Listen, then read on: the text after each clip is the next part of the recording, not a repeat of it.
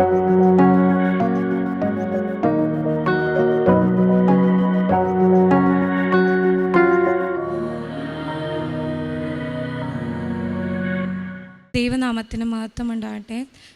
ആദ്യമായി ഈ കൃപാസനത്തിൽ മാതാവ് ജീവനോട് പ്രത്യക്ഷപ്പെട്ട ഈ ആൾത്താരയിൽ കയറി നിന്ന് സാക്ഷ്യപ്പെടുത്തുവാൻ എനിക്ക് ദൈവം വലിയ അനുഗ്രഹം തന്നതിനെ ഓർത്ത് ഈശോയ്ക്കും അമ്മയ്ക്കും 1000 നന്ദി പറയുന്നു. എൻ്റെ പേര് ജിജി. ഞാൻ വരുന്നത് തൃശ്ശൂർ ജില്ലയിലെ ഒളരി ഇടവകയിൽ നിന്നാണ്. ഞാൻ ആദ്യമായി ഇവിടെ വന്നത് ഉടമ്പടി എടുക്കാനായിട്ടാണ്. 2019 ഒക്ടോബർ 13 അന്ന് ഞാൻ എൻ്റെ ഏറ്റവും വലിയ നിയോഗമായിട്ട് മനസ്സിൽ കൊണ്ട് നടന്നത് OET എക്സാം പാസ്സാകാൻ വേണ്ടിയിട്ടായിരുന്നു. ഞാൻ കുവൈറ്റിൽ നഴ്സായിട്ട് വർക്ക് ചെയ്തിരുന്ന സമയത്താണ് എനിക്ക് OET എഴുതാനും പുറത്തു പോകണം, UK പോകണം എന്നുള്ള ഒരാഗ്രഹം ഉണ്ടായത്. ആദ്യത്തെ 2 തവണ ഞാൻ OET സെൽഫ് പ്രിപ്പറേഷനിൽ എഴുതി. 2 തവണയും ഞാൻ റൈറ്റിംഗ് മൊഡ്യൂൾ ഫെയിലായി. അന്നൊക്കെ ഞാൻ എൻ്റെ മെറിറ്റിൽ ഒരുപാട് അധികമായിട്ട് വിശ്വസിച്ചിരുന്നു. പക്ഷേ എനിക്ക് മനസ്സിലായി ഇത് OET എന്ന് പറയുന്ന എക്സാം എന്നെക്കൊണ്ട് മാത്രം വിചാരിച്ചാൽ നടക്കുകയില്ലെന്ന്. അപ്പം ഞാൻ പിന്നെ എൻ്റെ അമ്മ പറഞ്ഞതനുസരിച്ച് നാട്ടിലെത്തിയപ്പോഴത്തേക്കും ഇവിടെ വന്ന് ഉടമ്പടി എടുത്തു. അതിൽ 1ാമത്തെ നിയോഗമായി ഞാൻ എൻ്റെ OET സമർപ്പിക്കുകയും ചെയ്തു. അങ്ങനെ ഞാൻ ഒക്ടോബറിൽ ഞാൻ എക്സാം എഴുതി ഉടമ്പടി എടുത്തതിന് ശേഷം. പക്ഷേ എൻ്റെ റിസൾട്ട് പറയുന്നത് വരെ എനിക്ക് ഭയങ്കര ടെൻഷനായിരുന്നു. പക്ഷേ എങ്കിലും ഞാൻ പ്രാർത്ഥനയും എൻ്റെ പ്രേക്ഷിത പ്രവർത്തനങ്ങളും കാരുണ്യ പ്രവൃത്തിയും എല്ലാം തുടർന്നുകൊണ്ടിരുന്നു. എനിക്കൊരു നിയോഗം ഉണ്ടായിരുന്നു, ഞാൻ ഇവിടെ വന്നിട്ട് മാത്രമേ എൻ്റെ റിസൾട്ട് ഓപ്പൺ ചെയ്ത് നോക്കുകയുള്ളൂ. അങ്ങനെ എൻ്റെ റിസൾട്ട് അറിഞ്ഞ ദിവസം എല്ലാവരും എന്നെ നോക്കാനായി പറഞ്ഞിട്ടും ഞാൻ എൻ്റെ ഹസ്ബൻഡുമായിട്ട് 2 ദിവസം കഴിഞ്ഞിട്ടാണ് എനിക്ക് വരാൻ പറ്റിയത്. ഇവിടെ 2 ദിവസം പ്രാർത്ഥിച്ചുകൊണ്ടിരുന്നു. ഇവിടെ ഇരുന്നിട്ടാണ് ഞാൻ എൻ്റെ എക്സാമിൻ്റെ റിസൾട്ട് ഓപ്പൺ ചെയ്തത്. പക്ഷേ അന്ന് എന്തുകൊണ്ടെന്നാണെന്ന് അറിയില്ല, ഞാൻ എൻ്റെ റിസൾട്ട് നോക്കിയപ്പം അന്ന് വരെ ഒരു മൊഡ്യൂളിൽ ഫെയിലായ ഞാൻ അന്ന് രണ്ട് മൊഡ്യൂളും, അതായത് സ്പീക്കിങ്ങിനും റൈറ്റിങ്ങിനും ഞാൻ ഫെയിലായി. അപ്പോൾ എനിക്കത് ഒരുപാട് വിഷമമായിപ്പോയി. കാരണം അത്രയും ഞാൻ വിശ്വാസത്തോടെയാണ് ഞാൻ മാതാവിനോട് പ്രാർത്ഥിച്ചത്. അന്ന് ഒരുപാട് സങ്കടത്തോടെ ഞാൻ ഇവിടെ ഇരുന്ന് കരഞ്ഞിട്ട് എനിക്കിവിടുന്ന് പോകാൻ പറ്റുന്നുണ്ടായിരുന്നില്ല. എന്നിട്ട് ഞാൻ എൻ്റെ അമ്മയും കൂട്ടി ഞാൻ കുറേ സമയം കഴിഞ്ഞപ്പം എൻ്റെ അമ്മയും കൂട്ടി ഞാൻ ഇവിടെ പുറത്തോട്ടിറങ്ങിയപ്പം അച്ഛൻ അവിടെ ഇറങ്ങി നിൽക്കുന്നത് കണ്ടപ്പം ഞാൻ കരയുന്ന കണ്ടിട്ടായിരിക്കാം അച്ഛൻ ജസ്റ്റ് എന്ത് പറ്റിയെന്ന് ചോദിച്ചപ്പോൾ ഞാൻ പറഞ്ഞു, എനിക്ക് OET എക്സാം ഞാൻ 2 തവണ 3ാമത്തെ തവണയും ഫെയിലായി, ഉടമ്പടി എടുത്ത് പ്രാർത്ഥിച്ചതാണ്. അപ്പം അച്ഛൻ എന്നെ തട്ടിയിട്ട് പറഞ്ഞു, നീ ഒന്നുകൂടെ നിനക്ക് പൈസ തിരിച്ചു കിട്ടും, നീ ഒന്നുകൂടെ ട്രൈ ചെയ്യ്, സാക്ഷ്യം പറഞ്ഞാൽ മതിയെന്ന് പറഞ്ഞു. അങ്ങനെ ഞാൻ എൻ്റെ റിസൾട്ടുമായിട്ട് എന്നെ പഠിപ്പിച്ച് സാറിൻ്റെ അടുത്ത് ചെന്നപ്പോൾ സാറ് പറഞ്ഞു, ഇത് ഒന്നുകൂടെ എന്തായാലും എക്സാം ഡേറ്റ് എടുത്ത് എഴുതേണ്ടി വരും. കാരണം 2 മൊഡ്യൂൾ പോയിട്ടുള്ള സ്ഥിതിക്ക് റിവാലുവേഷന് കൊടുത്തിട്ട് കാര്യമില്ല, 2 എന്തായാലും ഒറ്റ ഇതിന് ചാൻസിൽ കിട്ടത്തില്ല. പക്ഷെ എന്നാലും ഞാൻ മാതാവിനോട് വിശ്വാസത്തോടെ പ്രാർത്ഥിച്ചുകൊണ്ടിരുന്നു. ഞാൻ ഡേറ്റ് എടുത്തില്ല അടുത്ത എക്സാമിന്. ഒന്നാമത് സാമ്പത്തികമായിട്ടും കുറച്ച് ബുദ്ധിമുട്ടുണ്ടായിരുന്നു.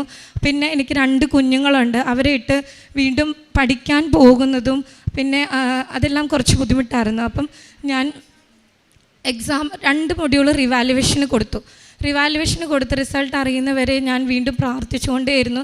എനിക്ക് ഭയങ്കര ഒരു പ്രേരണ ഉണ്ടായിരുന്നു, മാതാവ് എന്തെങ്കിലും എനിക്ക് ചെയ്തു തരുമെന്നുള്ള വിശ്വാസം. അങ്ങനെ ഞാൻ റിസൾട്ട് വന്നപ്പോഴത്തേക്കും എനിക്ക് റൈറ്റിങ്ങിന് എൻ്റെ സ്കോർ ഇമ്പ്രൂവായി, എനിക്ക് B സ്കോർ കിട്ടി. എനിക്ക് അവർ ആ പൈസ റീഫണ്ട്, സ്കോർ ചേഞ്ച് ആയതുകൊണ്ട് ആ റിവാലുവേഷന് കൊടുത്ത പൈസ എനിക്ക് റീഫണ്ട് ചെയ്തു തന്നു. പക്ഷേ എനിക്ക് സ്പീക്കിങ്ങിനാണ് എനിക്ക് ചേഞ്ച് ആയത്. റൈറ്റിങ്ങിന് അപ്പോഴും എനിക്ക് C+ തന്നെയായിരുന്നു, അതായത് UK സ്കോർ ആയിട്ടുണ്ടായിരുന്നില്ല. അപ്പോഴും എനിക്ക് വീണ്ടും വിഷമമായി. ഇനിയും എക്സാം എഴുതാനായിട്ട് എനിക്ക് ഭയങ്കര ഒരു വിഷമമായിരുന്നു. 3 തവണ എഴുതി കിട്ടിയില്ല. അപ്പം വീണ്ടും എനിക്ക് മനസ്സിലായി, നല്ലപോലെ പ്രാർത്ഥിക്കാം മാതാവിനോട്, മാതാവ് എന്തെങ്കിലും ഇടപെടും, ഈ കൃപാസനത്തിൽ മാതാവ് കൈവിടില്ലെന്ന് എനിക്ക് അപ്പോഴും എൻ്റെ അമ്മയും എന്നെ വിശ്വാസത്തോടെ പറഞ്ഞുകൊണ്ടിരുന്നു, പ്രാർത്ഥിച്ചുകൊണ്ടിരുന്നു. അങ്ങനെ ഒരു ദിവസം ഞങ്ങളുടെ മകൻ്റെ ബർത്ത്ഡേയുടെ നവംബർ 21, അതായത് റിസൾട്ട് അറിഞ്ഞ് ഒരു മാസം ആകുന്നതിന് മുമ്പ് ഞങ്ങൾ വേളാങ്കണ്ണി പോയ സമയത്ത് നവംബർ 21 ഞങ്ങൾ പള്ളിയിലായിരിക്കുമ്പം എനിക്കൊരു മെയിൽ വന്നു. ആ മെയിൽ ഇങ്ങനെയായിരുന്നു: NMC, അതായത് UK നഴ്സിംഗ് ആൻഡ് മിഡ്വൈഫറി കൗൺസിലിൻ്റെ പുതിയ റൂൾ അനുസരിച്ച് റൈറ്റിങ്ങിന് ഇനി മുതൽ C+ സ്കോറ് മതിയെന്ന്. അതായത് ആ C+ സ്കോറ് എനിക്ക് ഓൾറെഡി കിട്ടിയിട്ടുണ്ടായിരുന്നു. എനിക്ക് സ്പീക്കിങ്ങിൻ്റെ റിസൾട്ട് ഇമ്പ്രൂവായി വന്നുകയും ചെയ്തു. അതുകൊണ്ട് എനിക്ക് വീണ്ടും എക്സാം എഴുതേണ്ടി വന്നില്ല. ഞാൻ വിചാരിക്കുന്നു, നമ്മൾ പറയുന്ന പോലെ ഒരു ഇതിൽ 2 കാര്യമെന്ന് പറയുന്ന പോലെ ഒറ്റ ഒരു ഉടമ്പടി കൊണ്ട് എനിക്ക് 2 കാര്യങ്ങൾ, അതായത് എൻ്റെ സ്പീക്കിംഗ് റിവാലുവേഷൻ മാർക്കും കൂടി കിട്ടി. അതുപോലെ പുതിയൊരു റൂള് UK NMC എനിക്ക് വേണ്ടി അനൗൺസ് ചെയ്യുകയും ചെയ്തു. അതൊരു വലിയൊരു അനുഗ്രഹം, അത്ഭുതമായിട്ട് തന്നെ ഞാൻ ഇപ്പോഴും വിശ്വസിക്കുന്നു. ഞാൻ ആക്ച്വലി കുറച്ച് ലേറ്റായി.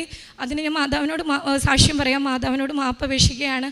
അത് കഴിഞ്ഞ് ഞാൻ UK കോവിഡിൻ്റെ സമയമായിരുന്നു, ഒരുപാട് തടസ്സങ്ങളുണ്ടായിരുന്നു. എന്നാലും മാതാവിൻ്റെ കൃപ കൊണ്ട്, മാതാവിൻ്റെ കൈപിടിച്ചുകൊണ്ട് തന്നെ ഞാൻ അവിടെ എത്തി. 3 മാസത്തിനുള്ളിൽ എനിക്ക് എൻ്റെ ഫാമിലിയെയും കൊണ്ടുപോകാൻ പറ്റി. അതിനുശേഷം എനിക്ക് പണ്ട് മുതലേ നഴ്സിംഗ് പാസ്സായ 2009 മുതലുള്ള ആഗ്രഹമായിരുന്നു. ന്യൂസിലൻഡായിരുന്നു ആക്ച്വലി എനിക്ക് ആഗ്രഹം ഉണ്ടായിരുന്നത്. പക്ഷേ ആ സമയത്ത് പൈസയുടെ ബുദ്ധിമുട്ടുകൾ എല്ലാവർക്കും അറിയാം, നഴ്സുമാർക്ക് അറിയാം. ഒത്തിരി പൈസ വേണം, അവിടെ ചെയ്യുന്ന അഡാപ്റ്റേഷൻ കോഴ്സ് ക്യാപ്പെല്ലാം ചെയ്യേണ്ടതുകൊണ്ട് അന്ന് ആ പൈസ എൻ്റെ അടുത്ത് ഉണ്ടായിരുന്നില്ല. അപ്പം UK ഫ്രീ റിക്രൂട്ട്മെൻ്റ് ആയതുകൊണ്ടാണ് ഞാൻ അങ്ങോട്ട് ട്രൈ ചെയ്തത്. അവിടെ ചെന്ന് കൃത്യം ഒരു വർഷമായപ്പം ഞാൻ എൻ്റെ 3ാമത്തെ ബേബീനെ പ്രഗ്നൻ്റായി. ആ സമയത്ത് എനിക്കൊരാഗ്രഹം ഉണ്ടായിരുന്നു ന്യൂസിലൻഡ് രജിസ്ട്രേഷൻ സ്റ്റാർട്ട് ചെയ്യാൻ. കാരണം UK രജിസ്ട്രേഷൻ പിന്നുള്ള ആൾക്കാർക്ക് already New Zealand registration easily available ആയിരുന്നു. അതായത് അധികം നമുക്ക് പൈസ ചിലവൊന്നും ഇല്ലാതെ പോകാൻ പറ്റുമായിരുന്നു. പക്ഷേ ഞാൻ എൻ്റെ ബേബിയെ ക്യാരിയിങ് ആയിരിക്കുന്ന സമയത്ത് എൻ്റെ തൊണ്ടയിൽ 2 സൈഡിലും ഭയങ്കര ഒരു മുഴ പോലെയോ ഭയങ്കര അസ്വസ്ഥതയും വേദനയും ബ്ലീഡിങ്ങും ഒക്കെ ഉണ്ടായി. അപ്പം ബേബിയെ പ്രഗ്നൻ്റ് ആയിരിക്കുന്ന സമയത്ത് തന്നെ ഞാൻ ഇതിനെക്കുറിച്ച് ഒബ്വിയസ്ലി ഒരു നേഴ്സ് ആയതുകൊണ്ട് വളരെ വറീഡായിരുന്നു. എനിക്ക് എൻ്റെ കുഞ്ഞിന് വേണ്ടി പ്രാർത്ഥിക്കുവാൻ അല്ലെങ്കിൽ എൻ്റെ കുഞ്ഞിനെ പ്രതി പോസിറ്റീവായി ചിന്തിക്കുവാനോ ഒന്നും പറ്റുന്നില്ലായിരുന്നു. ഞാൻ ശരിക്കും എൻ്റെ അയൺ ടാബ്ലറ്റ്സ് പോലും ശരിക്കും കഴിക്കാൻ പറ്റാതെ ഞാൻ ഭയങ്കര ഒരു ഡിപ്രഷൻ മൂഡിലേക്ക് പോയി. അപ്പോഴാണ് ഞാൻ വീണ്ടും സത്യത്തിൽ അത്രയും കുറച്ച് നാൾ ഞാൻ മാതാവിൻ്റെ അടുത്ത് നിന്ന് മാറി നിന്നു. അപ്പോൾ എനിക്ക് മനസ്സിലായി, വീണ്ടും ഞാൻ മാതാവിൻ്റെ അടുത്തേക്ക് തിരിച്ചു വന്നേ പറ്റുള്ളൂ. എനിക്ക് ഇത്രയും വലിയ അത്ഭുതങ്ങൾ ചെയ്ത് തന്ന മാതാവിനെ ഞാൻ കൈവിടത്തില്ല. ഒരമ്മയെന്ന നിലയിൽ ഏറ്റവും വലിയ എൻ്റെ ദുഃഖം മനസ്സിലാക്കാൻ പറ്റുന്നത് ഈ അമ്മയ്ക്കാണെന്ന് എനിക്ക് മനസ്സിലായി. അങ്ങനെ ഞാൻ വീണ്ടും ലൈറ്റ് ക്യാൻഡിൽ പ്രയർ റിക്വസ്റ്റ് ഇട്ട് പ്രാർത്ഥിച്ചു. എൻ്റെ കുഞ്ഞിനോ എനിക്കോ യാതൊരു പ്രശ്നങ്ങളും, അപ്പോൾ നേഴ്സായതുകൊണ്ട് തന്നെ ഇത് ക്യാൻസർ ആണോ വേറെ എന്തെങ്കിലും മാരകമായ അസുഖമാണോ എന്നൊക്കെ ചിന്തിച്ചുകൊണ്ടിരുന്നു. അങ്ങനെ നാട്ടിൽ ഞാൻ എല്ലാ തവണയും എൻ്റെ 2 കുഞ്ഞുങ്ങളും കുവൈറ്റിലായിരുന്നു ഡെലിവറി. 3ാമത്തതിന് ഞാൻ നാട്ടിലോട്ട് വന്നു. എന്നിട്ട് എൻ്റെ ആദ്യം തന്നെ ഞാൻ പോയത് ഓങ്കോളജിസ്റ്റിനെ കൺസൾട്ട് ചെയ്യാനാണ്. കാരണം എൻ്റെ മനസ്സിൽ എന്തോ ഒരു ഭയം, അത് ക്യാൻസറാണ്. പക്ഷേ ഞാൻ ഒത്തിരി പ്രാർത്ഥിച്ചുകൊണ്ട് തന്നെ ലൈറ്റ് ക്യാൻഡിൽ പ്രയർ റിക്വസ്റ്റ് ഇട്ട ഒരു ഉറപ്പിൽ തന്നെ ഓങ്കോളജിസ്റ്റിനെ കണ്ടപ്പോഴത്തേക്കും സത്യത്തിൽ അയാൾ പോലും ചിരിച്ചുകൊണ്ട് പറഞ്ഞു, ഇത് ഇങ്ങനെ പേടിക്കേണ്ട ആവശ്യമില്ല, ഇത് വെറും ഒരു ക്രോണിക് ടോൺസിലൈറ്റിസ് ആണ്, ഇതൊരു ക്യാൻസർ ഒന്നുമല്ല, അതിൻ്റെ ലക്ഷണങ്ങളുണ്ടെങ്കിലും ഇതൊരു സർജറി ചെയ്താൽ മാറാവുന്നതേ ഉള്ളൂ എന്ന് പറഞ്ഞു. അപ്പോൾ സർജറി എന്ന് പറഞ്ഞപ്പം എനിക്ക് ഇച്ചിരി ടെൻഷനായി. കാരണം ഞാൻ ഇന്ന് വരെ അങ്ങനെ ഒരു ഹോസ്പിറ്റൽ അഡ്മിഷനോ സർജറിയോ ഒന്നും ഇല്ലാതെ. അപ്പം അന്ന് ഞാൻ വിചാരിച്ചു, എനിവേ നമുക്ക് മാതാവിൻ്റെ ഉടമ്പടി തൈലവും പിന്നെ വിശുദ്ധ വസ്തുക്കളൊക്കെ ഉള്ളപ്പം നമ്മൾ ഈ സർജറി തന്നെയാണ് അതിൻ്റെ ഫൈനൽ ഡിസിഷൻ അല്ലെങ്കിൽ ഫൈനൽ സൊല്യൂഷൻ എന്ന് ഞാൻ ചിന്തിക്കുന്നില്ല. ഞാൻ സർജറി ഇല്ലാതെ തന്നെ ഇത് മാറണം എന്ന് പ്രാർത്ഥിച്ചു. അങ്ങനെ അത്തവണ ഞാൻ ഡെലിവറി കഴിഞ്ഞിട്ട് ഞാൻ UK തന്നെ തിരിച്ചു പോയപ്പോഴും ഞാൻ പ്രാർത്ഥിച്ചുകൊണ്ടിരുന്നു. ഞാൻ അവിടെ വെച്ച് ഒരു ദിവസം എൻ്റെ കുഞ്ഞ് ബെഡിൽ നിന്ന് 3 മാസം പ്രായമുള്ളപ്പം പെട്ടെന്ന് ബെഡിൽ നിന്ന് താഴെ വീണതിന് ശേഷം അവന് ഭയങ്കര ബുദ്ധിമുട്ടും കരച്ചിലും ഒക്കെ ആയിരുന്നു. അപ്പം അന്ന് ഞാൻ മാതാവിനോട് മനസ്സിൽ നേർന്നു, ഞാനിപ്പോൾ ഓൺലൈൻ ഉടമ്പടി എടുത്ത് പ്രാർത്ഥിക്കാം, പക്ഷേ ഞാനിനി നാട്ടിലെത്തുന്നു അന്ന് ഞാൻ അവിടെ വന്ന് എൻ്റെ കുഞ്ഞിനെ അമ്മയ്ക്ക് സമർപ്പിച്ചിട്ട് ഞാനിനി എൻ്റെ വീട്ടിൽ പോകത്തുള്ളൂ, എൻ്റെ കുഞ്ഞിന് ഒരു അപകടവും വരുത്തല്ലേ എന്ന് പ്രാർത്ഥിച്ചു. അങ്ങനെ അതിനുശേഷം അവൻ ഒരു രാത്രി മുഴുവൻ ഒരുപാട് ബുദ്ധിമുട്ട് കാണിച്ചെങ്കിലും ഹോസ്പിറ്റലിൽ കൊണ്ടുപോയപ്പോഴത്തേക്കും അവൻ്റെ കരച്ചിലെല്ലാം മാറി, അവന് കുഴപ്പമില്ലെന്ന് ഡോക്ടർ പറഞ്ഞു. അങ്ങനെ ഞാൻ അന്ന് ഉടമ്പടി ഓൺലൈൻ എടുത്തു. അതിനുശേഷം ഞാൻ ന്യൂസിലാൻഡ് രജിസ്ട്രേഷൻ്റെ കാര്യം ഫോർവേഡ് ചെയ്തു. അപ്പം എനിക്ക് ഒരുപാട് തടസ്സങ്ങളായിരുന്നു. ഞാൻ കുവൈറ്റ് വർക്ക് ചെയ്തുകൊണ്ട് അവിടെ നിന്ന് എനിക്ക് മിനിസ്ട്രി ഓഫ് ഹെൽത്തിൻ്റെ ഒരു ഗുഡ് സ്റ്റാൻഡിങ് കിട്ടണമായിരുന്നു. അപ്പോൾ അവിടെ വർക്ക് ചെയ്തവർക്ക് അറിയാം അത് കിട്ടാൻ ഭയങ്കര ബുദ്ധിമുട്ടാണ്. ഒരുപാട് തവണ പൈസ കൊടുത്തിട്ടും ഏജൻറ്റുമാർ വഴിയും എല്ലാം ട്രൈ ചെയ്തിട്ട് അത് കിട്ടിയില്ല എനിക്ക്.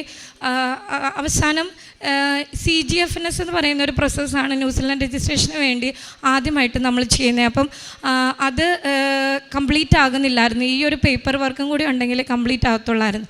അങ്ങനെ ഞാൻ അങ്ങനെ ആ സമയത്ത് ഞാൻ അവിടെ അതായത് അതിനിടയ്ക്ക് ഞാൻ വിസയ്ക്ക് അപ്ലൈ ചെയ്തു. ഞാനൊരു ഇൻ്റർവ്യൂ അറ്റൻഡ് ചെയ്ത് എനിക്ക് ആദ്യത്തെ ഇൻ്റർവ്യൂ തന്നെ എനിക്ക് സെലക്ഷനായി. എനിക്ക് അവിടെ ഒരു നല്ലൊരു ഓഫറിൽ ന്യൂസിലാൻഡിൽ ജോലി കിട്ടി. ആ സ്പോൺസർഷിപ്പിൽ എനിക്ക് അവർ വിസയും അനുവദിച്ചു തന്നു. പക്ഷേ ആക്ച്വലി നമുക്ക് ഒരു സ്പോൺസർഷിപ്പ് കിട്ടിക്കഴിഞ്ഞാൽ 41 വർക്കിംഗ് ഡേയ്സ് എടുത്തിട്ടാണ് നമുക്ക് വിസ എല്ലാം അപ്രൂവ് ആവുന്നത്. അതായത് നമ്മളുടെ മെഡിക്കലെല്ലാം സബ്മിറ്റ് ചെയ്ത് കഴിഞ്ഞ് PCC എല്ലാം എടുത്ത് അങ്ങനെ 41 വർക്കിംഗ് ഡേയ്സാണ് മിനിമം അവർ പറയുന്നത്.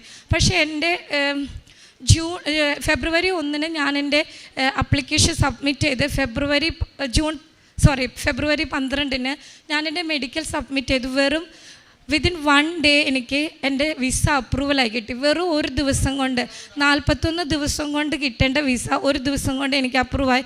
എനിക്കിപ്പോഴും അറിയത്തില്ല അത് മാതാവിൻ്റെ ശക്തമായ ഇടപെടലാണെന്ന് ഞാൻ വിശ്വസിക്കുന്നു. എന്നിട്ട് ഞാൻ അവിടെ നിന്ന് റിസൈൻ ചെയ്തു, നാട്ടിൽ വന്നു. മാർച്ച് 21 ഞാനിവിടെ എയർപോർട്ടിൽ എത്തിയതിനിപ്പം നേരെ ഇങ്ങോട്ടാണ് എൻ്റെ കുഞ്ഞിനെയും കൊണ്ട് വന്നത്. ഇവിടെ വന്ന് പ്രാർത്ഥിച്ചു, ഉടമ്പടി എടുക്കാൻ വേണ്ടി. പിന്നെ ഞാൻ ഏപ്രിൽ 4 ഇവിടെ വന്നു. അപ്പം എൻ്റെ ആദ്യത്തെ നിയോഗം ഉണ്ടായിരുന്നത് ഈ മിനിസ്ട്രി ഓഫ് ഹെൽത്തിൻ്റെ പേപ്പർ കിട്ടാത്തത് കൊണ്ട് ഇൻകംപ്ലീറ്റ് ആയി നിൽക്കുന്ന എൻ്റെ പ്രോസസ്സ് ഏപ്രിൽ 21 കംപ്ലീറ്റ് ആകണമെന്ന് ഞാൻ ഡേറ്റ് ഇട്ട് ഞാൻ പ്രാർത്ഥിച്ചു. അപ്പം ഞാൻ ഏപ്രിൽ 20 വരെ വിശ്വാസത്തോടെ പ്രാർത്ഥിച്ചെങ്കിലും തലേ ദിവസം ഞാൻ നോക്കുമ്പോൾ അപ്പോഴും എൻ്റെ പ്രൊഫൈൽ 20% കാണിക്കുന്നത്. അപ്പം ഞാൻ ഒരു സങ്കടം വന്നു. മാതാവേ, ഞാൻ ഡേറ്റ് ഇട്ട് പ്രാർത്ഥിക്കും, അല്ലെങ്കിൽ സമയച്ചുരുക്കത്തിൻ്റെ അമ്മയാണെന്നൊക്കെ ഞാൻ ഒത്തിരി വിശ്വസിച്ചിട്ടുണ്ട്. എന്തുകൊണ്ടാണ് എൻ്റെ ഈ ഒരു കാര്യത്തിൽ ഇത് തടസ്സം വീണ്ടും വരുന്നത്? അന്ന് എന്നെ ഒരു ഫ്രണ്ട് എന്നെ ഇങ്ങോട്ട് വിളിച്ചിട്ട് പറയുവാണ്, ഈ മിനിസ്ട്രി ഓഫ് ഹെൽത്തിൻ്റെ പേപ്പർ കുവൈറ്റിൻ്റെ കിട്ടാത്തവർക്ക് വേവ് ചെയ്യാനൊരു ഓപ്ഷനുണ്ട്. അതായത് വേവ് ചെയ്യുക ഇൻ ദ സെൻസ് നമ്മുടെ വാലിഡ് റീസൺ ആണെങ്കിൽ അവർ നമുക്ക് ആ ഇത് ഒഴിവാക്കി തരുമെന്ന്. അപ്പം അത്രയും നാൾ എൻ്റെ പ്രൊഫൈൽ കൈകാര്യം ചെയ്തിരുന്നത് ഒരു ഏജൻസി ആയിരുന്നു. അന്ന് ഞാൻ ഏജൻസിയോട് സംസാരിച്ചിട്ട് ഞാൻ എൻ്റെ പ്രൊഫൈൽ പാസ്വേഡും ലോഗിൻ ID മേടിച്ച് ഞാൻ അന്ന് തന്നെ ഈ റിക്വസ്റ്റ് അയച്ചു. അതായത് ഏപ്രിൽ 21 ഞാൻ വീണ്ടും പ്രതീക്ഷ കൈവിട്ടില്ല. പ്രത്യക്ഷീകരണ പ്രാർത്ഥന ചൊല്ലിക്കഴിഞ്ഞ് ഞാൻ എൻ്റെ മെയിൽ ഓപ്പൺ ചെയ്ത് എൻ്റെ അക്കൗണ്ട് ഓപ്പൺ ചെയ്ത് നോക്കുമ്പോൾ അവരെൻ്റെ ഈ വേവ് ചെയ്യാനുള്ള റിക്വസ്റ്റ് അക്സെപ്റ്റ് ചെയ്യുകയും എൻ്റെ CGFNSൻ്റെ പ്രൊഫൈൽ 100% കംപ്ലീറ്റ് എന്ന് പറഞ്ഞ് വരികയും ചെയ്തു. ഞാൻ പറഞ്ഞ ഡേറ്റിന്, അതായത് ഞാൻ ഇട്ട ഡേറ്റിൽ തന്നെ ആ പ്രോസസ്സ് കംപ്ലീറ്റ് ആയി. ഇപ്പം എൻ്റെ നേഴ്സിംഗ് രജിസ്ട്രേഷനും എൻ്റെ ഉടമ്പടി എടുത്തത് 2 മാസം ആകുന്നതിന് മുമ്പ് കംപ്ലീറ്റായി. ഞാൻ ജൂൺ 13 ചൊവ്വാഴ്ച ന്യൂസിലാൻഡിലേക്ക് പോവുകയാണ്. എൻ്റെ 15 വർഷമായിട്ടുള്ള എൻ്റെ ആഗ്രഹമാണ് മാതാവ് എനിക്ക് നടത്തി തന്നത്. ഞാൻ പോലും മറന്നുപോയ ഒരാഗ്രഹം മാതാവിൻ്റെ ശക്തമായ ഇടപെടൽ കൊണ്ട്, ഈശോയുടെ കരുണ കൊണ്ട് എനിക്ക് നടത്തി തന്നു. ദൈവത്തിന് 1000 നന്ദി, മാതാവിന് നന്ദി. ഒരു കാര്യം വിട്ടുപോയി. UK വെച്ച് ഞാൻ ഇവിടെ ഓൺലൈൻ ഉടമ്പടി എടുത്ത സമയത്ത് കൃപാസന മാതാവിൻ്റെ ഫോട്ടോ ഒന്നും ഉണ്ടായിരുന്നില്ല. ഞാൻ എൻ്റെ പ്രൊഫൈൽ പിക്ചറായിട്ടും എൻ്റെ ഫോണിൽ ഡിസ്പ്ലേ ആയിട്ടും ഒക്കെ മാതാവിൻ്റെ ഫോട്ടോ ഇട്ടിരുന്നു. പക്ഷേ എനിക്ക് ആ ഫോട്ടോ കിട്ടണമെന്നുള്ള ആഗ്രഹത്തിൽ ഈ ഫോട്ടോ പ്രിൻ്റ് ചെയ്യാൻ വേണ്ടി ഞാനൊരു പ്രിൻ്റർ മേടിച്ചു എൻ്റെ വീട്ടിൽ. എൻ്റെ ആദ്യത്തെ ഫോട്ടോ തന്നെ ഞാൻ എൻ്റെ മാതാവിൻ്റെ ഫോട്ടോ, കൃപാസന മാതാവിൻ്റെ ഫോട്ടോ പ്രിൻ്റ് എടുത്ത് എൻ്റെ ചുമരിൽ ഒട്ടിച്ചു. ഞാൻ പ്രത്യക്ഷീകരണ പ്രാർത്ഥന ചൊല്ലി ഞാൻ എഴുന്നേറ്റപ്പം 1 വർഷമായിട്ട് എനിക്ക് കിട്ടാതിരുന്ന ഒരു പെൻഷൻ റീഫണ്ട് ഉണ്ടായിരുന്നു. അത് ഏകദേശം 4 ലക്ഷം രൂപയുണ്ടായിരുന്നു. അതെനിക്ക് NHS, അതായത് UK കിട്ടേണ്ടതായിരുന്നു. ഞാൻ റിസൈൻ ചെയ്തുകൊണ്ട് എനിക്ക് ആ പ്രിൻ്റ് എടുത്ത ദിവസം തന്നെ ആ പൈസ എനിക്ക് 1 വർഷമായി മുടങ്ങിക്കിടന്ന പൈസ തിരിച്ചു കിട്ടി.